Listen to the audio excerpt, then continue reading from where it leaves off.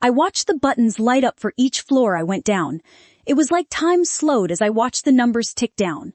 I was nervous, impatient, and trying to hold all my pieces together.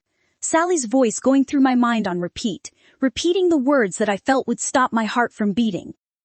Only there it was still thumping painfully in my chest. When the elevator doors opened on the bottom floor, I took off running. My shoulders smashing into the elevator door, having not had enough time to open completely on my way out. The hospital wasn't far, and I made it there in under 5 minutes. My heels slid on the floor outside my mother's ward door as I gripped the door handle and walked in. The ward was full of doctors moving other patients out.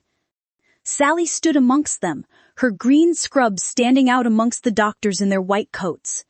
Sally was looking at the clock, probably wondering if I was going to get here in time. Seeing me, she came rushing over and wrapped her arms around me.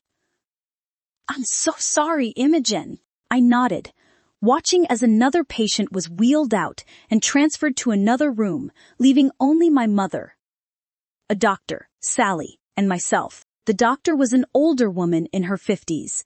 She had graying hair that reached her shoulders, pulled back with a clip, kind soft brown eyes, and pale complexion. She was wearing a doctor's coat and white scrubs. Her name tag read Laurel. "Hi, you must be Imogen," she said, reaching out and grasping my hand softly between hers. "The Medical Ethics Board has decided to remove your mother from life support. In doing so, I will just prepare you for what will happen next." I stared at her, my face completely blank. I think I was in shock, but at the same time I understood everything she said, even nodded a few times. When she was done, she asked if I wanted some time alone with my mother. I nodded my head and they both walked out, leaving me alone with her. I walked slowly over to her bed and held onto her hand. Looking down at her, she looked like she was just sleeping. Her face was slack with the tube hanging out of it, keeping her breathing.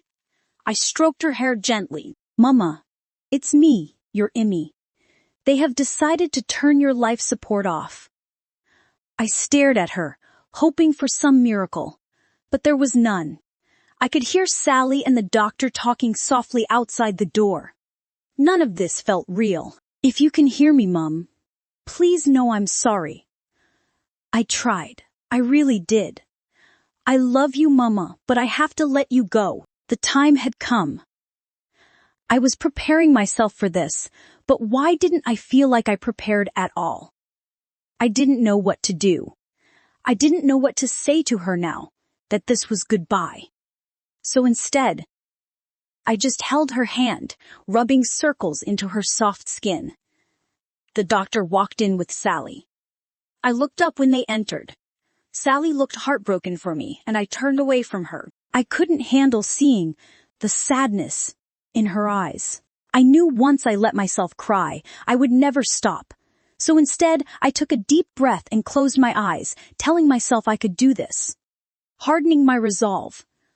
The doctor asked me to step out so she could remove the tubes and switch everything off.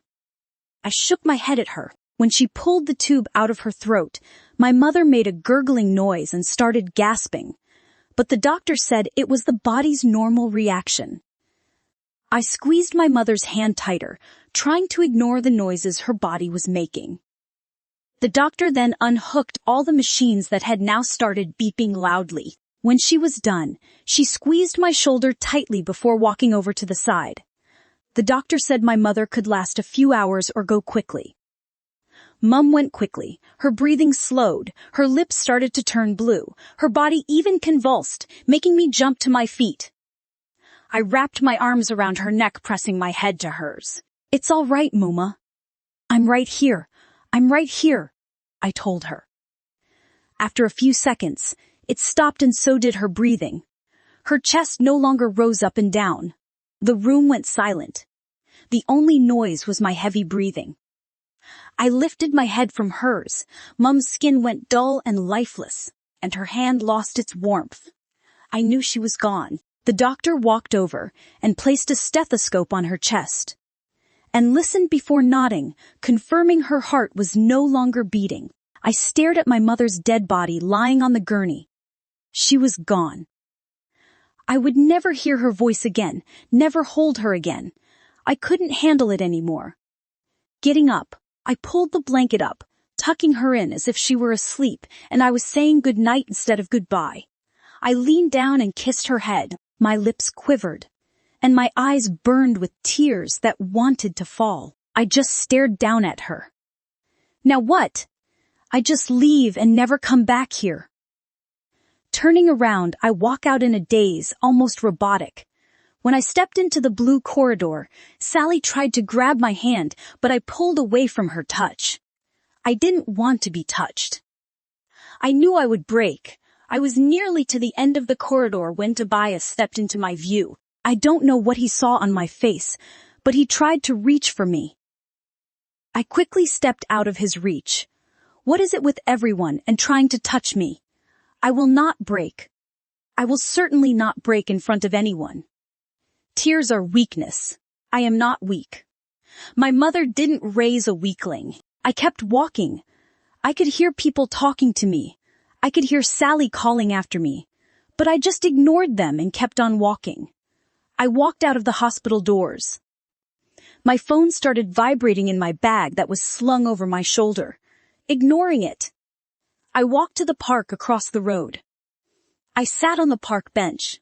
It was now dark. The stars were shining brightly down on me, the trees swaying in the wind. The night was cold and silent. The only noise I could hear was the beating of my own heart, which I was sure was broken beyond repair. I felt absolutely nothing. I was completely numb, and I prayed I stayed that way. I didn't want to know what this pain was going to feel like. The wind was moving through my hair at rapid speeds. Drops of rain were hitting my skin. I couldn't feel their coldness. I couldn't feel the sting of the wind on my skin. For the first time in my life, I didn't know what my next move was. I didn't have a plan. I realized I was in denial this entire time because I never planned past this point. I knew this time would come, but I don't think I believed she would ever actually be gone. So instead, I let the rain fall drenching me where I sat. I didn't know what else to do. I had somehow made myself believe that she would pull through, even though my mind knew she wasn't coming back. At some point, I walked back to my car. I noticed Tom had left the car park door up slightly. He must have realized I wasn't in my car. I walked up to my car and popped the boot, grabbing a bottle. I popped the cap and started gulping the vodka down. I just wanted to go to sleep and try and forget about this day. Or maybe wake up to find this was all just a nightmare, one I was just having trouble waking from. Only I knew it wasn't. It hurt too much, and you don't feel pain in dreams. Getting into my car, I grabbed my duvet off the back seat and wrapped it around myself, seeking comfort in its warmth. I couldn't be bothered taking my wet clothes off. Right now it just seemed like too much effort. After a while and a few more mouthfuls of my bottle of jet fuel, I slipped into the darkness of sleep. The next morning, I awoke in my cramped car. My neck twisted in an awkward position against the center console. Twisting my neck and stretching the sore muscles, I rubbed the aching spot before sitting up to the sound of tapping on my driver's side window. Squinting, I could just make out Tom standing outside with a coffee in hand, and concern etched on his face. Jumping up quickly, I grabbed my phone. Shit! I slept through my alarm. Tom motioned his hand to the bonnet where he placed my coffee. "I will meet you at the ramp, kiddo." I nodded. Getting up, I quickly raced to the boot and rummaged through, trying to find something decent to wear. I stunk heavily of vodka. I just wanted to sleep last night, and downed God knows how much till I passed out completely. The memories of my mother painfully came back to me, but instead I shoved them aside, refusing to think of the shitstorm that has become my life. Finding a passable blouse, I smoothed it out as best I could and chucked my blazer over the top, quickly ripping the hairbrush through my tangled hair. I clambered out of the car and stuffed my feet into my shoes while hopping on one foot and trying to walk to the bonnet of my car. At the same time, I grabbed the coffee off the bonnet and started jogging down the ramp towards Tom, who was waiting patiently for me next to the entrance doors. I quickly looked at my phone. I had 10 minutes before my bosses arrived. Rough night, Darl. That is the first time I've ever seen you sleep in. Yeah. It was pretty rough. Thanks for waking me, I mumbled, sipping my coffee. Tom walked me to the elevator before going about his duties. Once the doors binged open, I raced over to the bathroom and did a quick rush job of my makeup. My face was puffy, and I looked like shit. No. I looked hungover with my bloodshot eyes and pale complexion. A slow ache was starting to make its way up to my eyes, deciding to sit directly at my temple. I knew the aftermath of drinking that much would have consequences, but I was prepared. Once finished, I quickly went to my bag and retrieved 3 Panadol and 3 Nurofen Zavance. I downed them with a glass of water. Mum's secret remedy for hangovers, besides greasy food. I smiled at remembering her before my smile turned to a frown. I would never see her face again, let alone hear her endless advice. Even the silly advice, like how to avoid the morning hangover. I was shoved out of my sadness by the bing of the elevator. Tobias and Theo stepped out, their faces held shock upon seeing me. I remembered I still hadn't made the morning coffee. I apologized, realizing my mistake before racing to the kitchenette and making the coffee. Theo popped his head into the small kitchen door. Sorry, I was a bit rushed for time this morning. I'm making them now, I sputtered out, concentrating on the task at hand. When I didn't hear a response, I turned to see if he was still there. He was, but now shadowed by Tobias. I gulped, my mouth suddenly feeling like a desert. I suddenly remembered seeing him when I was leaving the hospital. I was rude and had ignored him. Can't I catch a break? Seriously, I don't feel like being scolded right now, ignoring them. I finished making the coffees before spinning around and handing mugs to them.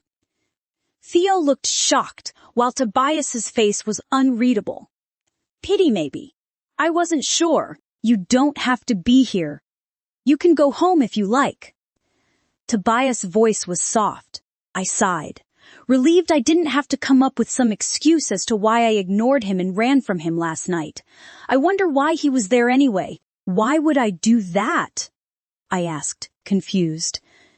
Didn't they want me here? We don't expect you to work the day after your mother passes. If you need time off, we understand. We can manage on our own, Imogen. Tobias seemed worried. Why he of all people would interfere in my life was beyond me.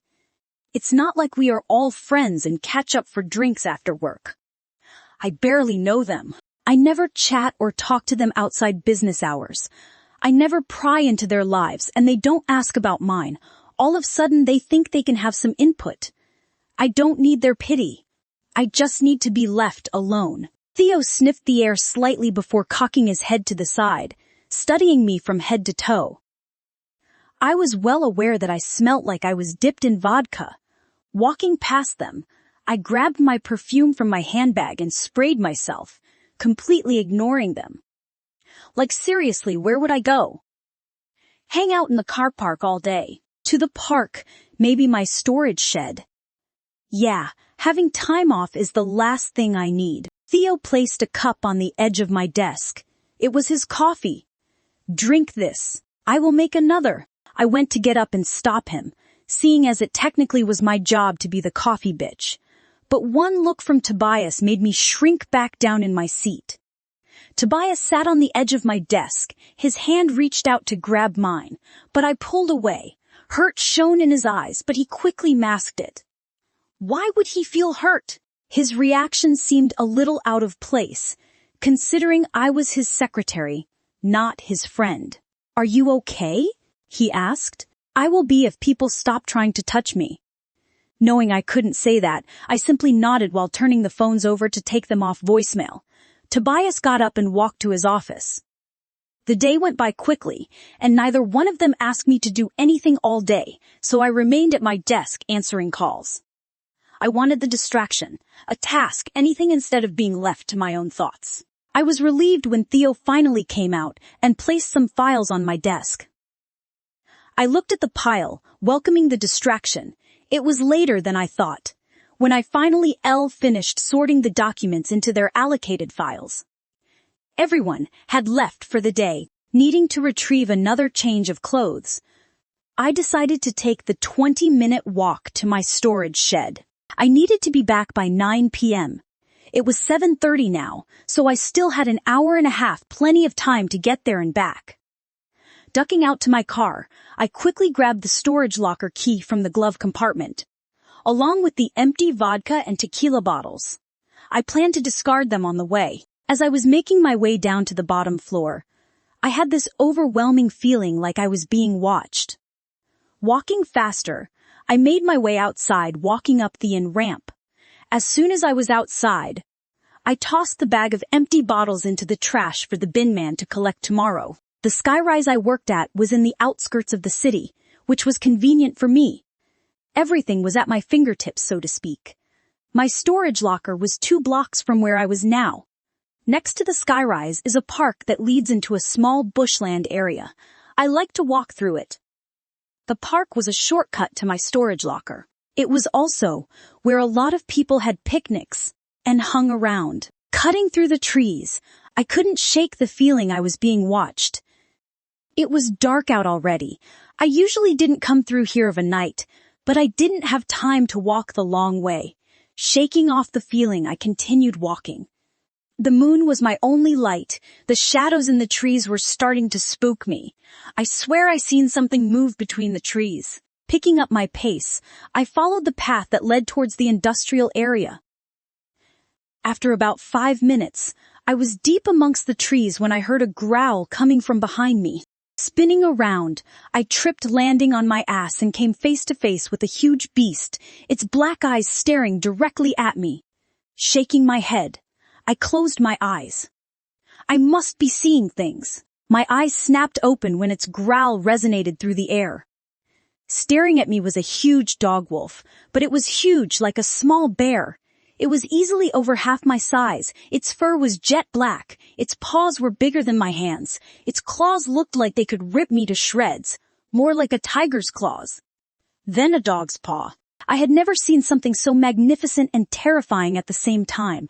I held my breath as it stalked towards me. I tried to move back, but it growled at my movement. My heart was hammering in my chest. It was going to attack me. I was going to be mauled to death by a huge beast of a dog. I suppose I had a good run. I'm sure there are worse ways to go than being eaten alive, right? But really, the universe was sure out to get me. First, my mother, and now this. Did I run over a black cat? Break a mirror. My luck can't surely be this terrible. Well, if you're going to maul me, can you hurry up and get it over with? The beast stopped growling and cocked its head to the side like it understood what I said. I raised an eyebrow at it. I quickly stood up, waiting for it to attack. Only it didn't. I stood there unsure if I should turn my back on it. The shiny black fur shone strangely in the moonlight. Its fur had blue undertones, the color showing whenever it moved, catching the moon's light. Maybe it was somebody's pet. It seemed a little too smart and tame. It walked over to me. He sniffed me, its fur brushing against my leg. I reached down and patted its fur. It was thick and soft and long. The dog pushed its head into my hand, enjoying my touch. "Ah, you're not that bad. You do look scary, though." "Great. I was talking to an oversized dog. I really was losing my marbles." Shaking my head, I kept walking. The dog followed. I tried to tell it to shoo. I even picked up a stick and threw it, hoping it would chase after it, but it didn't. Instead, it seemed annoyed at me and whined loudly. Giving up, I let him follow me. When I came to the mesh fence that surrounded the storage sheds that held the lockers, I walked along the fence line until I found the spot where the mesh had been broken. Creating an opening, climbing through, my hip caught on a piece of wire catching the side of my blouse. I felt the sting as the wire cut across my hip, my white blouse instantly staining red. I hissed at the pain it caused. The huge dog whimpered at the noise I made. Spinning around, I stared at it. He seemed intelligent for a dog. When I spoke to it, I got a feeling like it actually understood what I was saying. Go on, you can't be here. Don't you have a home to go back to? He made a noise and nudged my hip with his nose. Fine, but don't pee on anything, I told the dog with a pointed look. I swear it was like it smiled at what I said, like he was amused. I really was going bonkers. I need to lay off the horror books. Walking up the aisles of storage sheds, I found the one I was looking for. Number 423. Bending down, I undid the padlock and lifted the door. Boxes and furniture lined the entire place. There was a narrow walkway through the middle that I left purposefully so it made it easier to find things. Walking down the narrow walkway, I found my wardrobe. I noticed the dog followed me and was now sitting next to my feet. Observing what I was doing, I opened the wardrobe and grabbed an outfit that was wrapped in plastic. It was a black skirt with a navy blue blouse and black jacket. Grabbing it, I put it aside before moving further into the locker. I found a box that said kitchen on it. Rummaging through it, I found a small first aid kit. Opening it, I grabbed out some alcohol wipes and gauze and medical tape. Taking off my blouse, I saw the cut was deeper than I thought. My blouse was sticking to it, and blood ran down into the waistband on my skirt. Carefully peeling it off my cut, I grabbed the alcohol wipes and wiped it clean. It was slightly jagged, like my skin had been opened with a can opener. Cleaning it up best I could, I placed a heap of gauze over the top before securing it with tape. I then placed the blouse in my handbag before finding a singlet in my wardrobe. Then throwing my blazer back over the top, exiting the storage locker, I placed my outfit down, then closed the roller door. The dog looked around curiously and watched as I padlocked the door. Picking up my belongings, I started to walk back towards work. The park was eerily quiet. Usually of a night you could hear the insects and night owls, but it was completely silent. The giant dog followed quietly. I had become used to his presence behind me. He resembled a wolf more than a dog. There was something familiar about him. I just couldn't think why I felt that way. Once back at Kane and Madden Industries, I walked through the car park and found my car. You really shouldn't be in here, I said, staring at the wolf dog. He seemed to return a bored look. Well, technically I shouldn't be here either, I told him. Opening the door, I hung tomorrow's outfit up on the hand rest in the back and grabbed my toiletries bag. Tom had given me a key to the bathroom on the bottom floor of the car park. It had a shower, a toilet, and a small sink. Tom said it was for the janitors to shower before they left and had nicely given me a key. Grabbing my stuff, I made my way to the small bathroom cubicle. The dog followed. Curious when I opened the door, he walked in and laid on the cement floor. When I started stripping my clothes off, it lifted its head and watched, its eyes scanning over my body. I turned my back to it, feeling suddenly weirded out. I quickly washed. The water in the shower was cold only, which made you want to wash quickly before you froze. By the time I got out, my teeth were chattering. I quickly dried myself and chucked my track pants on and a huge woolen jumper and some socks. Opening the door to the car park, the huge dog walked ahead of me towards the upper levels. Once back to my car, I popped the boot, grabbing a half-full bottle of Smirnoff vodka. I also found a leftover bottle of water from yesterday. The wolf climbed up his paws, sitting on the opening of the boot while he peered inside. I am not an alcoholic. It was my mum's, but it helps chase away the cold, I told him. And I have no idea why I am telling you this. It is not like you understand what I'm saying. I started shaking my head. Closing the boot, I sat and leaned against the tire of my car. The dog was too big to fit inside my car, so I figured I would stay out here till he left. In a way, I kind of hoped he wouldn't leave. I didn't feel as lonely with him here. Cracking open the water bottle, I held it near his nose and poured a bit out. He started licking the water that was running out, obviously thirsty. I am not an animal person, but this one was starting to rub off on me. Swigging from the vodka, I coughed before chugging more down. The dog seemed to whine at me before stretching out and placing its head in my lap.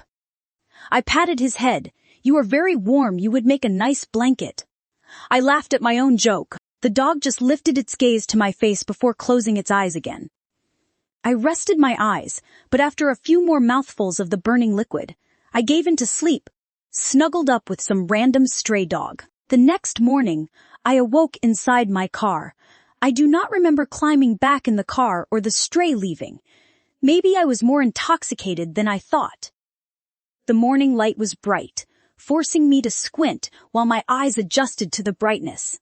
Reaching for my phone, I peered at the screen. The battery was on 3%. The time was 7:30 a.m. I forgot to set my alarm. Luckily, my body clock didn't fail me this morning. Getting out of the car, I breathed in the clear, crisp morning air. Closing my eyes, the last few days' events came back to me like a bad dream. Only this time more painfully. I could still hear her last gasp, feel the life leave her body as her hand went cold. Pushing the memory aside, I shook my head trying to remove the memory that was firmly imprinted in my head. Nothing about it felt real, like it happened to someone else.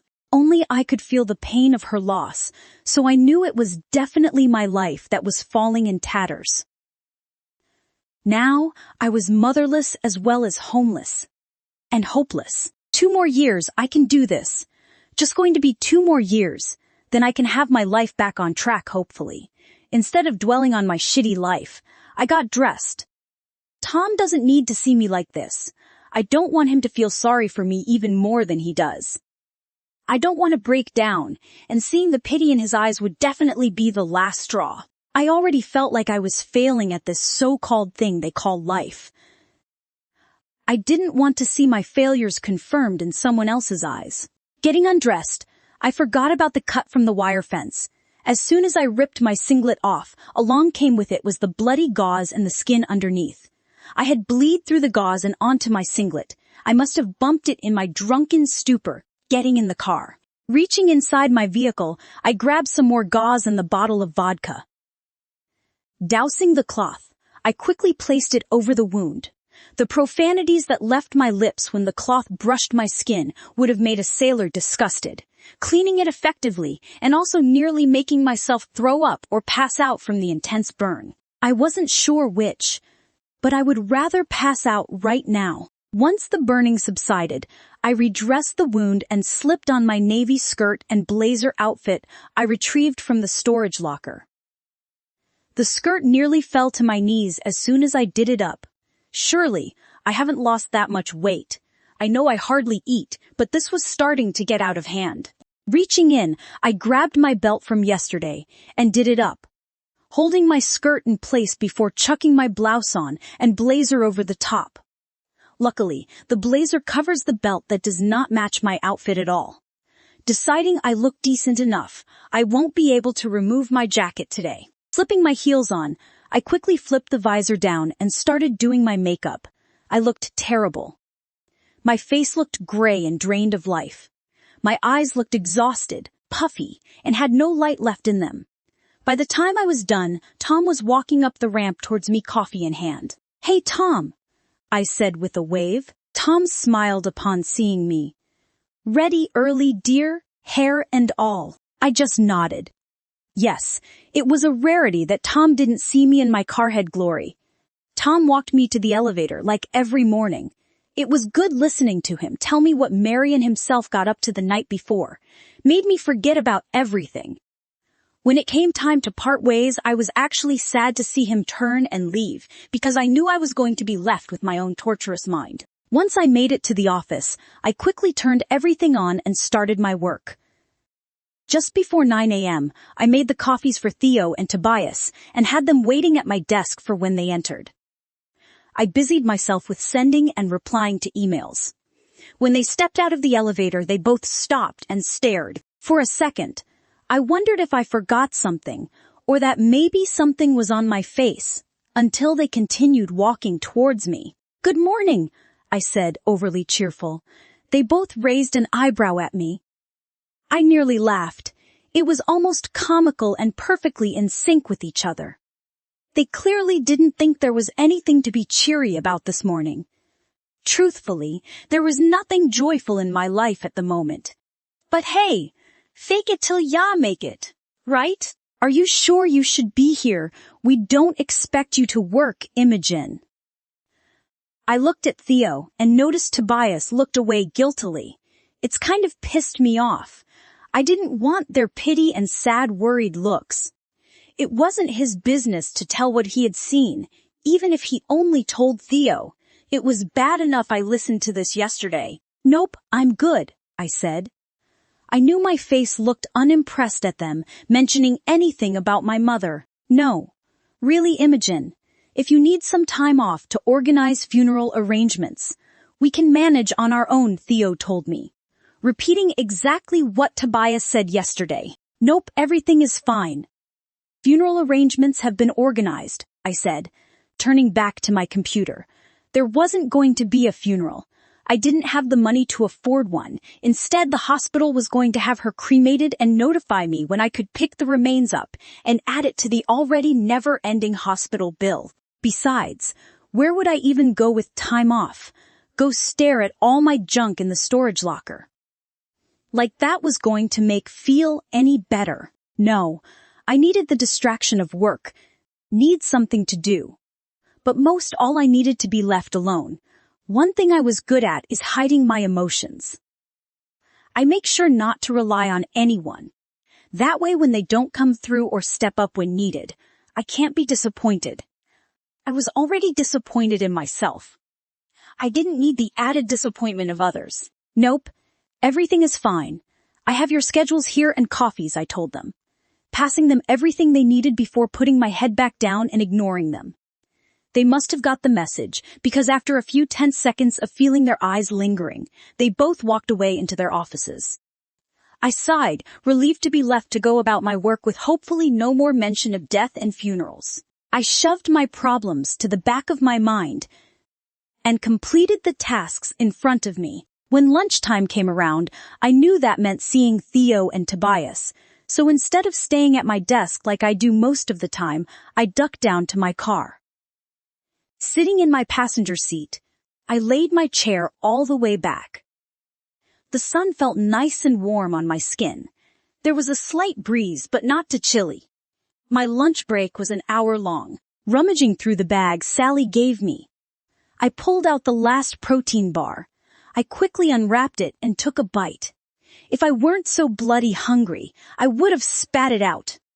The taste was terrible, like cookie dough but chewy and sugarless. The bar had nuts in it that were rock hard, and I'm surprised I didn't break a tooth. Swallowing the last mouthful down, I tried to rid the taste from my mouth. My teeth ached from constantly chewing.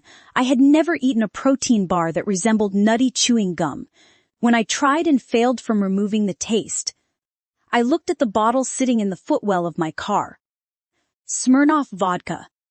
It was one of the better tasting ones. Would it be inappropriate to have a mouthful while at work?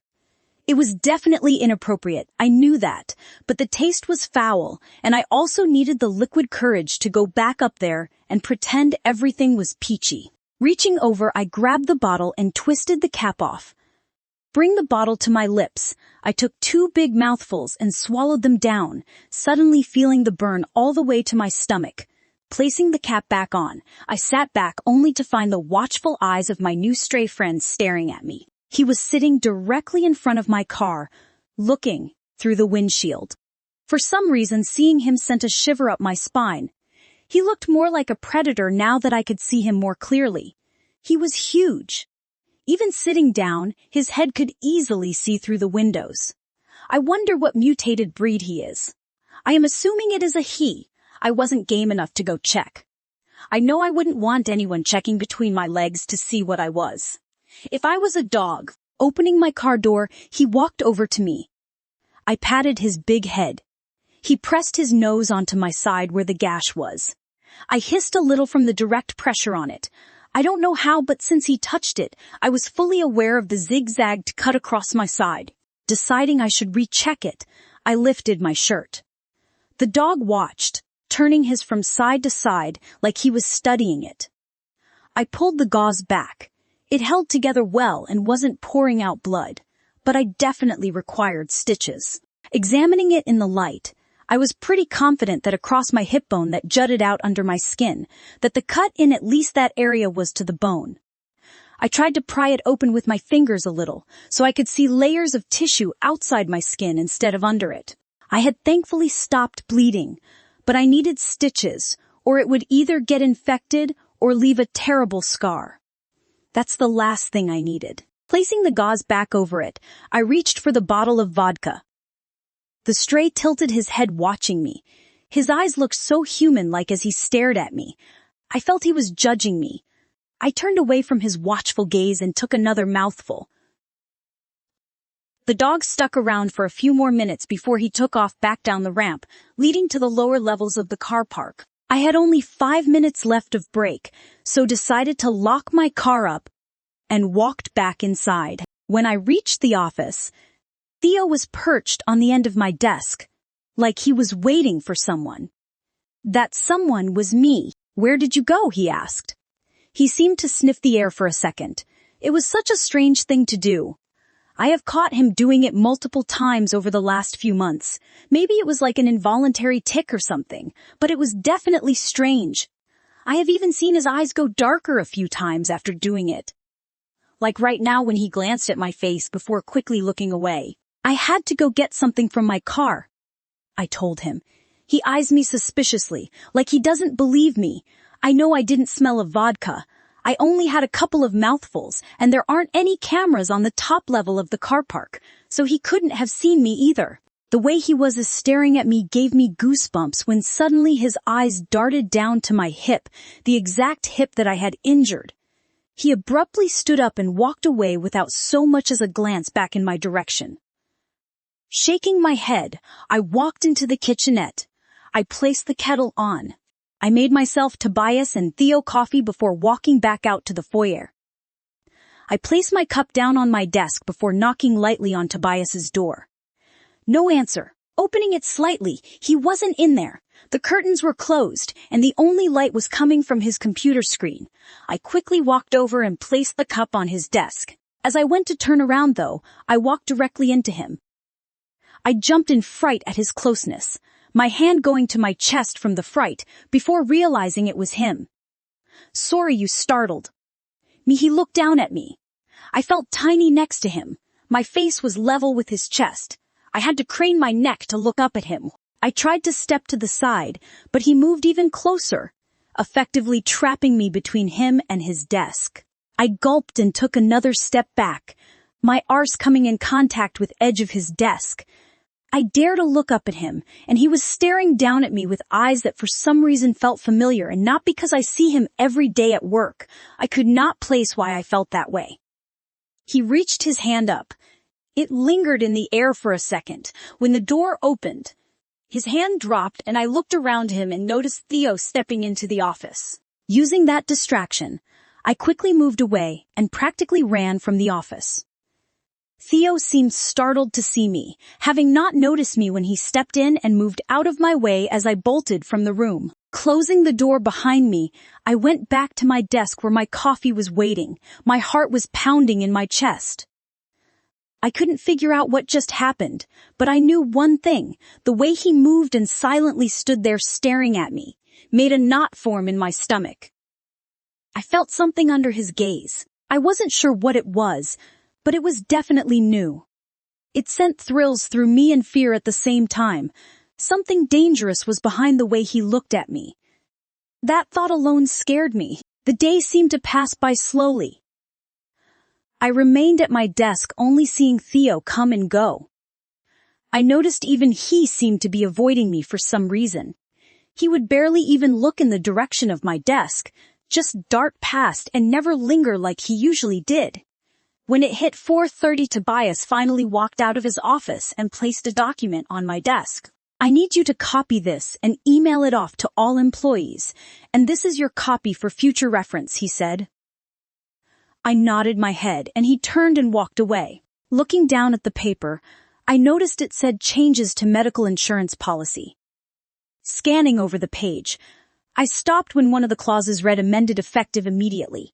I read it and nearly started crying.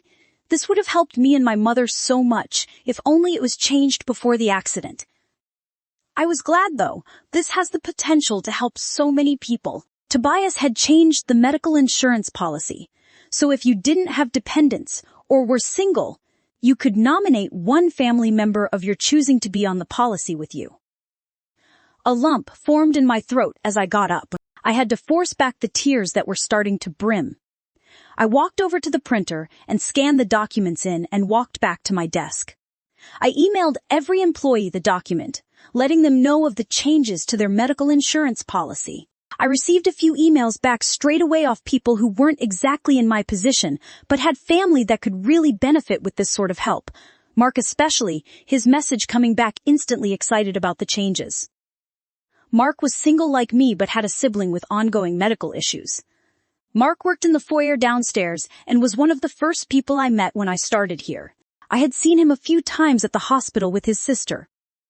We had spoken a couple of times saying how we wished our medical policies could cover our family members. I was expecting a reply from him. I knew he would be just as excited as I am for him. Unfortunately for me, it was too late. Mark, though, would get some help now to support his sister. His message hitting my email. I quickly read it. Is this real? Have they really changed the policy? I replied. Yes. Tobias just gave it to me. The changes are effective immediately, and hit send before closing my email. I knew I would be bombarded with questions, but figured I would deal with them tomorrow. Tobias walked back out and nodded his head at me before leaving. I couldn't form words right now, so I just nodded back. I didn't trust my voice not to break at his thoughtfulness. Maybe he wasn't as heartless as everyone thought. Theo, however, I didn't see him leave. He must have snuck out when I was sending off emails. I turned everything off, making sure to turn off all the lights and checked to make sure I switched the phones over to voicemail. I then stepped into the elevator. Making my way down to the now empty car park, I opened my door and ripped the blazer off and jumped into some loose-fitting tights. It was the weekend now. I would have 2 whole days of trying to fill the time. Just as I was getting comfortable, Tom walked up the ramp, a container in his hand. Tom opened my door and passed the container to me. Hey, I forgot to give this to you. I heated it up on my way down. Mary made lasagne last night. Thanks, Tom, I said, grabbing the hot container from his hand.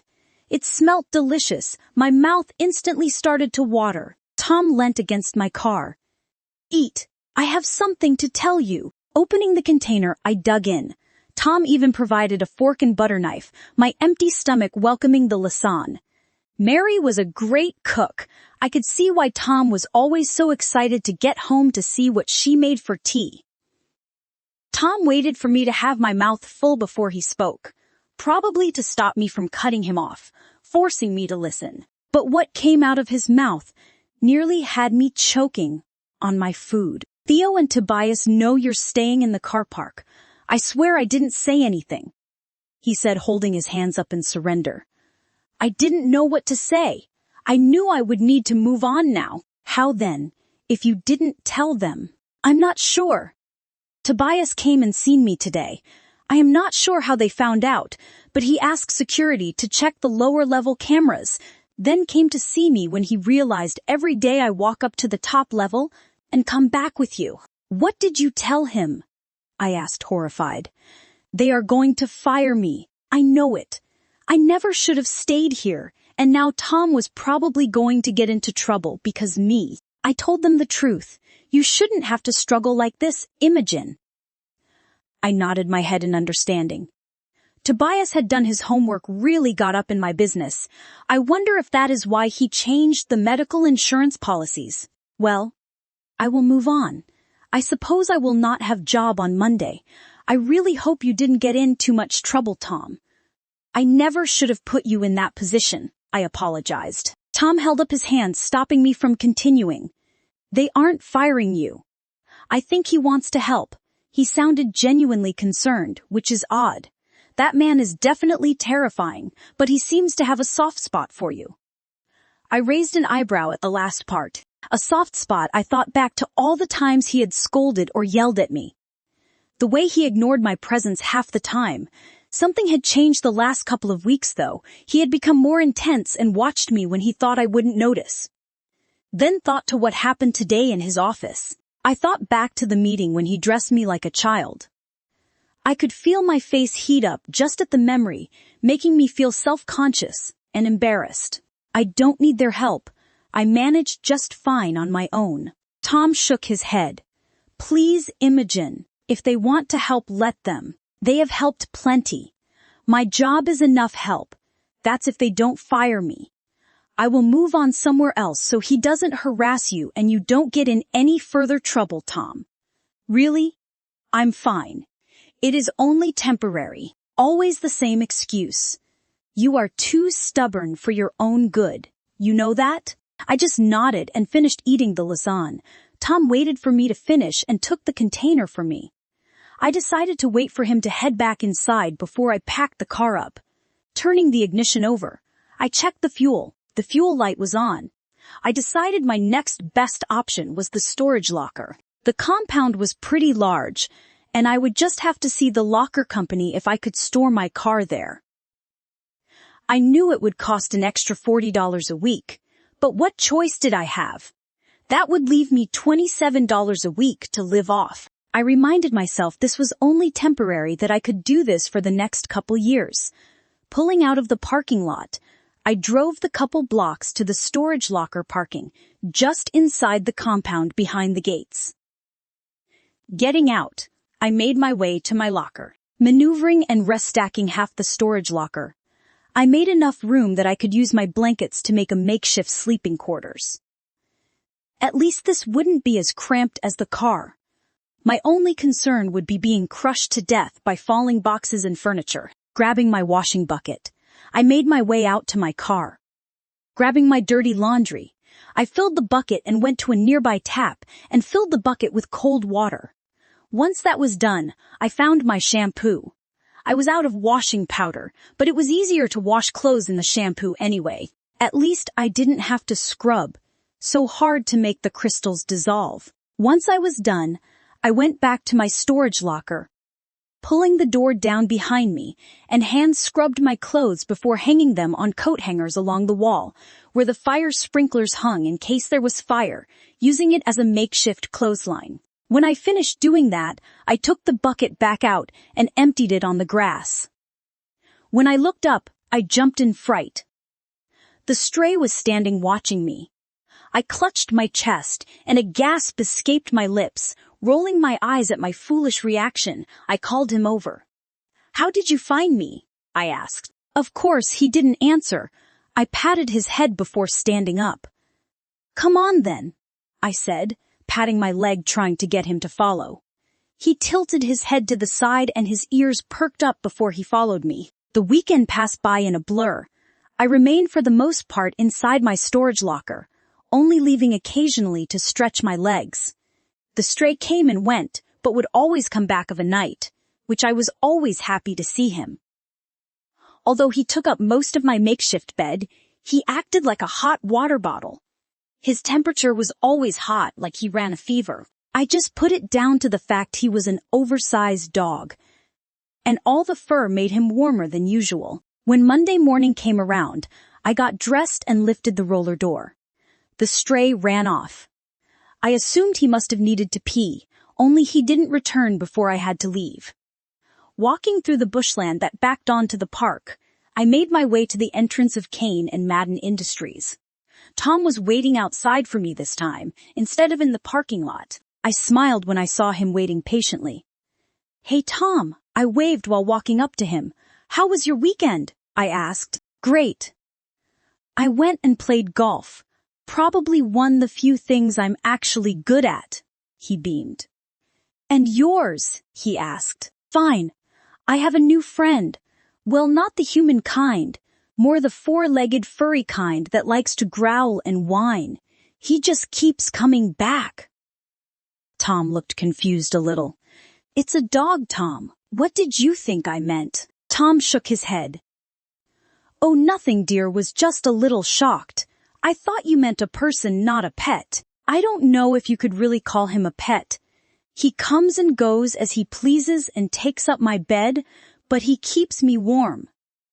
I laughed. Tom seemed lost in thought for a moment, before nodding. That's great then. Shall we head inside? I nodded and followed Tom in. When I reached the elevator just as the door were about to close, a hand stopped it. Theo stepped in. I looked out expecting Tobias to be behind him, but couldn't see him. You are early today. Where is Tobias? I asked. Theo watched me for a few seconds. He looked nice, very casual today.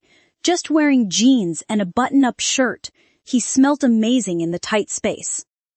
I instinctively leaned in but realized what I was doing and stopped myself. He smelt like vanilla and sandalwood. I moved further away. My heart was hammering in my chest and my stomach tightened. I had never had this reaction to him before. Though he looked pretty affected too, his eyes darkened and he moved as far as the tight space would allow. Tobias is busy. He will be in a little later, he told me. I just nodded and looked away. As soon as the door opened, Theo walked out and straight to his office. Thank God I did my hair and makeup in the locker. That was the most awkward exchange we have ever had. It's like he couldn't get away from me fast enough. Going to my desk, I switched the computer on and turned the phones over. When I pumped my hip on the edge of the table, I hissed at the jolt of pain. I had been cleaning it regularly and changing the dressing. It was taking a long time to heal, and I was starting to worry it was getting infected. Checking Theo was still in his office. I walked over to the small bathroom. I hadn't checked it since yesterday. Pulling my blouse up, I peeled back the bandage. The edge stuck, and I could feel the fabric pulling at the edge of the wound. It started bleeding, grabbing a tissue. I dabbed at it. It was definitely infected. The skin was red and angry, the edges just wouldn't close together, so the slightest bump made it reopen. Suddenly, the door burst open. I dropped my shirt covering myself, but it was too late. Theo seen it in the mirror above the sink. His face contorted before he dropped his gaze. His jaw clenched and I could see the vein in his head near his temple pulse. I was positive I locked the door. How did he get in? Lifting my head up, I met his gaze. He looked like he was struggling to stay in control of his temper.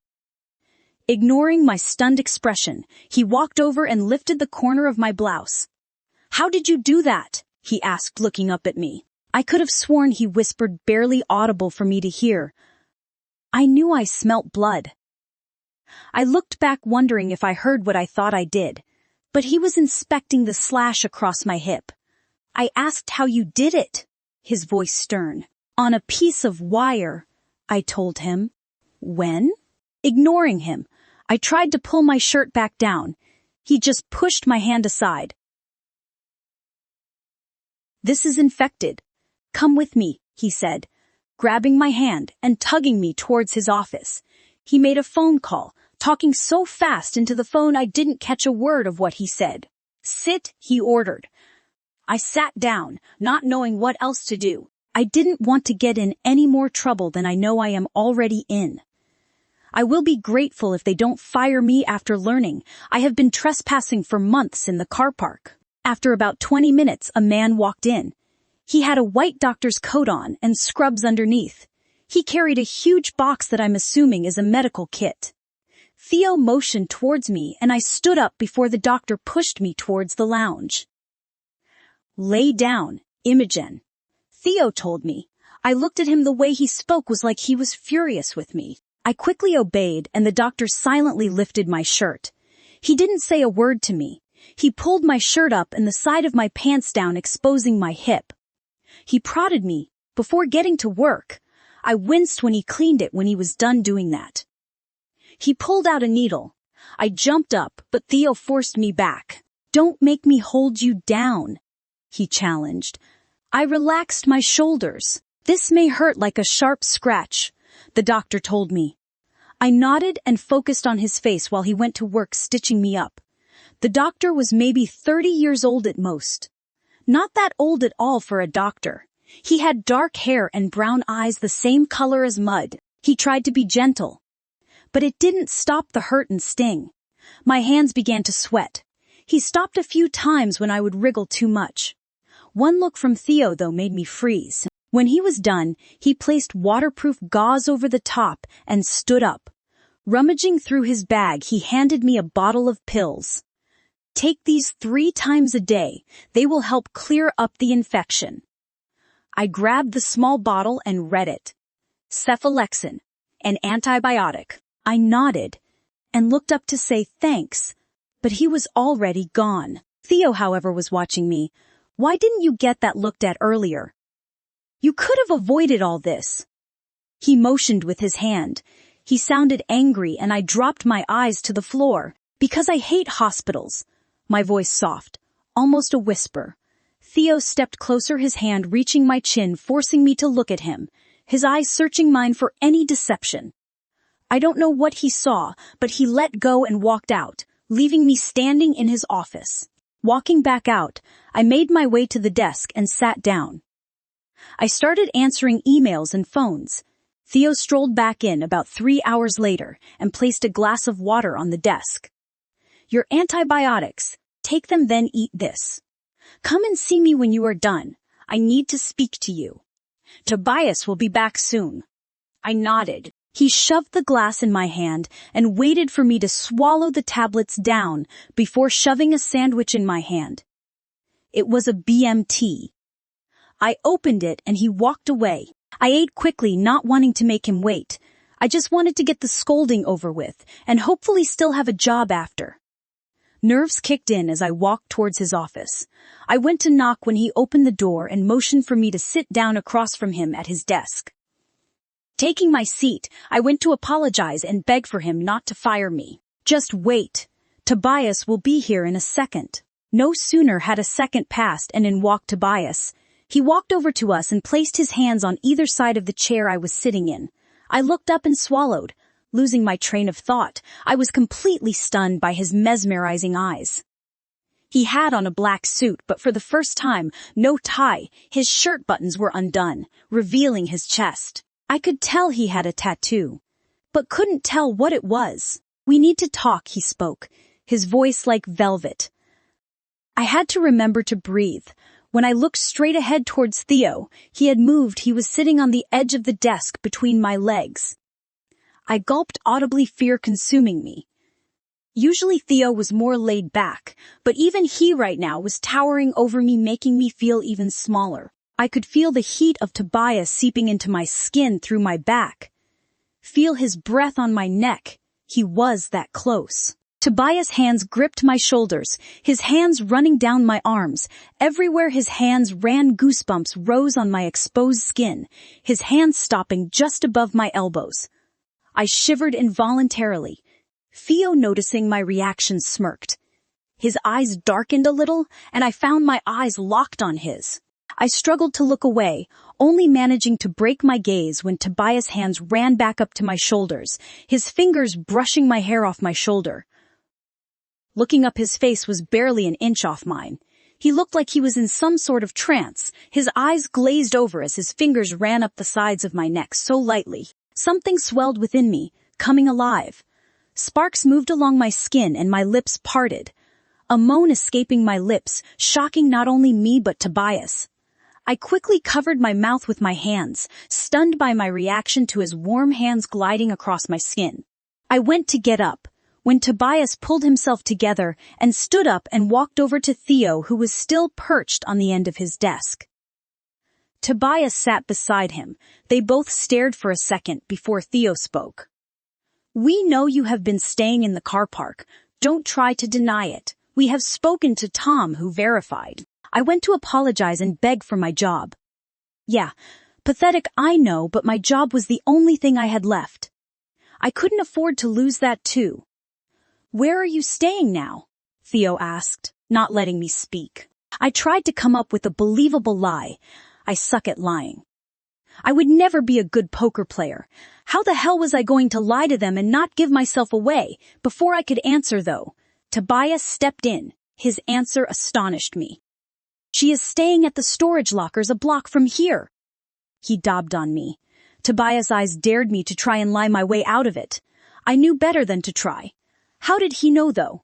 No one knew, not even the manager, as it was a weekend, and I hadn't even had a chance to tell him about my car needing to be stored there. Feeling flustered, my hands became clammy, and I felt a bead of sweat run down the back of my neck. Did someone turn on a heater? I was suddenly starting to panic. I could feel my heart rate rising, hear the pounding inside my head. I was about to be fired. I was going to lose the last piece of normalcy left in my life. Then what? I didn't know what I would do. File bankruptcy? Maybe.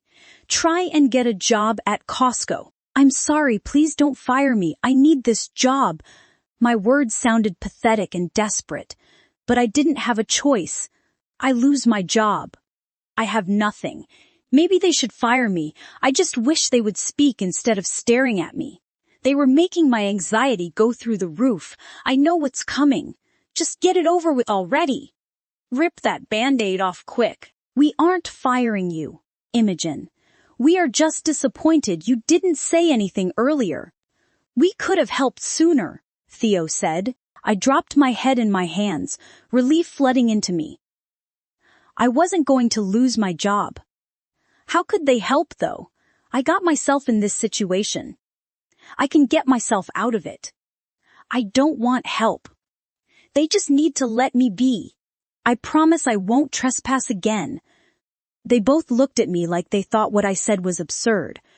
I suppose it kind of was, who lives where they work. Not a normal person. But hey, I never claimed to be normal. No, you won't. I spoke to Tom, who said you would refuse any help, so I took it upon myself to not give you a choice. Tobias told me. I stared confused. You won't be staying at the storage locker. Actually, there is no longer a storage locker. I have told him to not let you back, and I took the liberty to remove all your belongings to your apartment. Tobias continued. I don't have an apartment, I told him, confused. I have moved you into our apartment building. You will be staying on the floor below us. This is non-negotiable, and if you don't accept our help, I will fire you, he stated. Why would Tom say that to them? Now they were dangling my job above my head, like a carrot on a string. I crossed my arms across my chest, defiant. This was absurd. I have barely had any contact with them outside the workplace, and now they were telling me I had to accept their offer of help for my job. Why the sudden interest in my life? Did Tobias follow me after work on Friday? I just couldn't wrap my head around how he knew where I moved on to. Not having much choice. Fine, I said through gritted teeth. This was so degrading and embarrassing. I have never accepted a handout, and it was killing me inside now. I was being forced to. Tobias nodded his head, accepting my answer. Theo will take you home and help you unpack. I will see you in the morning. He chuckled for some unknown reason. I raised an eyebrow at him. Theo motioned for me to follow, and I did. Walking into the foyer, Theo grabbed my handbag that I kept under my desk and helped himself into it, fishing out my keys.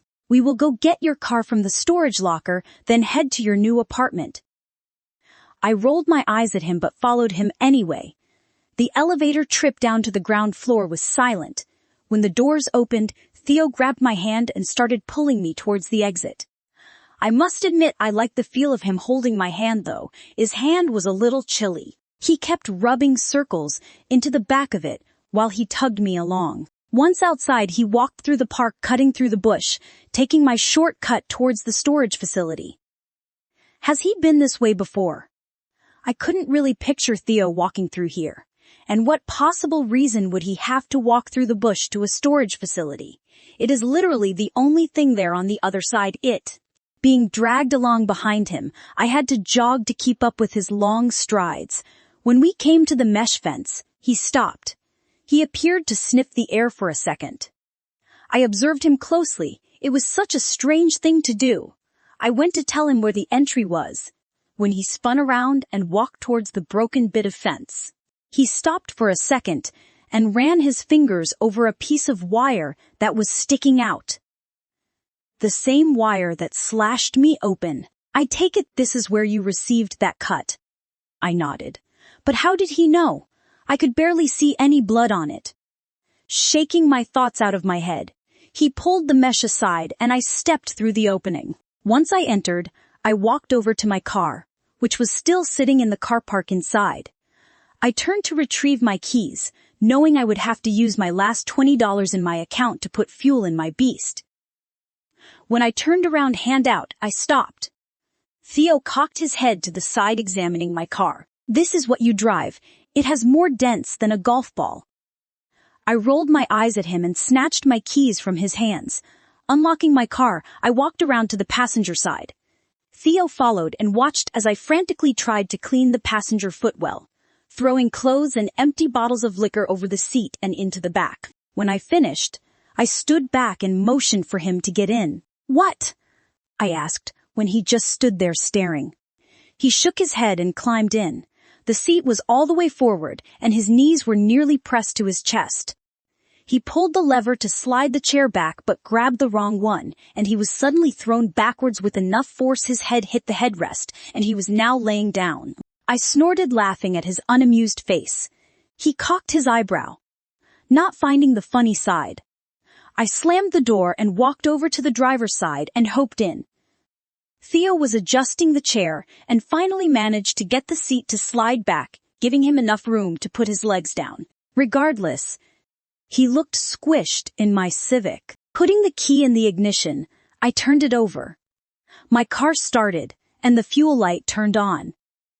Pulling out, I started driving to the closest gas station. Theo looked around my car, going through the loads of crap I had stored in it.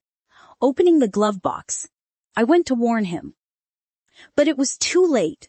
Paperwork fell all over his lap in the floor. Theo held up the glove compartment door in his hand that was now no longer attached to the car. You have to be gentle with her, I said, rubbing my dash. Now stop going through everything. Gentle? There is nothing gentle about this car. What did you do to it? It's falling apart at the seams. I'm surprised it even runs. Leave my car alone. Hey, I said, stop going through my stuff, I exclaimed, as he started rummaging through the back. Turning back to the front, he held out a pair of my panties and an empty bottle of vodka. Looks like someone was having fun back there, he retorted. I snatched my panties out his hand, now becoming annoyed at the invasion of privacy. Pulling into the servo, I got out and popped the cap. Just as I reached the servo doors, out stepped Theo. Come on, I paid already. Let's see if that death trap will start again, he said, ignoring me and walking past me towards my car. I threw up my hands, annoyed, and stomped after him. Getting back to the car, Theo walked to the driver's side. You don't know where we are going. Hand the keys over. I looked at my keys that were clutched in my hand. I'll be gentle, I promise, he said, emphasizing the word gentle. I tossed my keys at him and got in the passenger side. The drive to the apartment block wasn't long, only about 10 minutes. When we pulled up out the front, I gasped. The place looked more like some fancy hotel, all white with beautiful hedges and gardens full of roses. It also had a roundabout driveway with valet out the front. He pulled up next to the man out front. The bloke looked disgusted when Theo tossed him the keys. I suddenly felt more embarrassed knowing a stranger was going to see the state of my car. Theo walked over. My handbag slung over his shoulder like he owned it. Reaching towards me, he grabbed my hand and pulled me toward the entrance.